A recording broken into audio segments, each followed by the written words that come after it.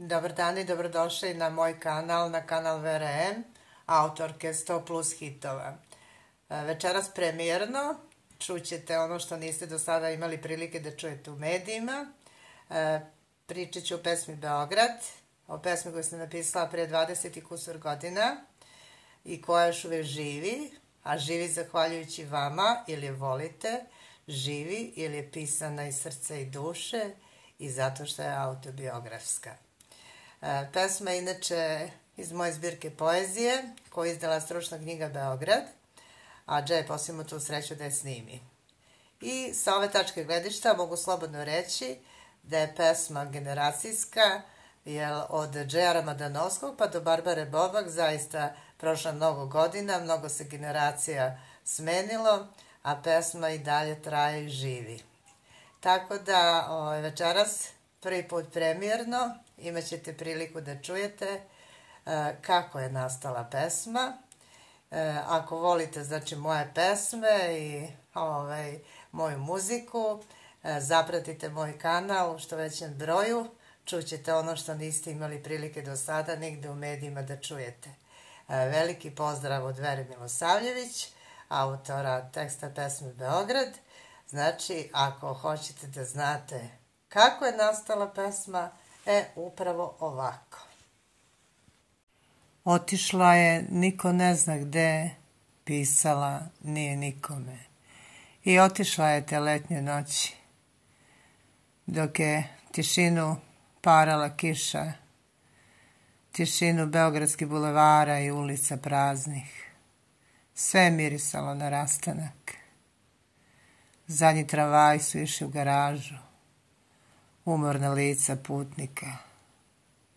Nosila je kofer prošlosti, a u ruci kartu za zaborav, odlučna da jednom stavi tačku na sve ono što je trebalo da se zove ljubav, a zvalo se tuga.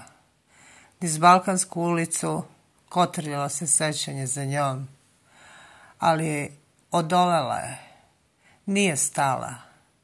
Hrabro je svojim štiklama gazila napred, sa bolom u srcu. Pisak lokomotive sa stanice, Beograd u noći i jedne tužne oči. Pred ulazak u voz bacila je još jednom pogled i znala je da se više nikad neće vratiti u svoj rodni grad, bar ne u skorije vreme. Voz je krenuo, smenjivala su se mesta, gradovi, daljina je uzimala svoje. U ušima je ozvanjao jedan prvi stih, tamo u nekom dalekom gradu imao mladoženja mlad. I nastala je pesma Beograd, tamo u nekom dalekom gradu, u Beogradu. Beograd, ja i ti zauvek. Ostala je duša na papiru, ostalo je u notama. Refren mog života sada pevaju mnogi. Drago mi je zbog toga. Čula sam da je i on otišao posle toga. Živi tamo negde na severu. Nije se vratio ni on.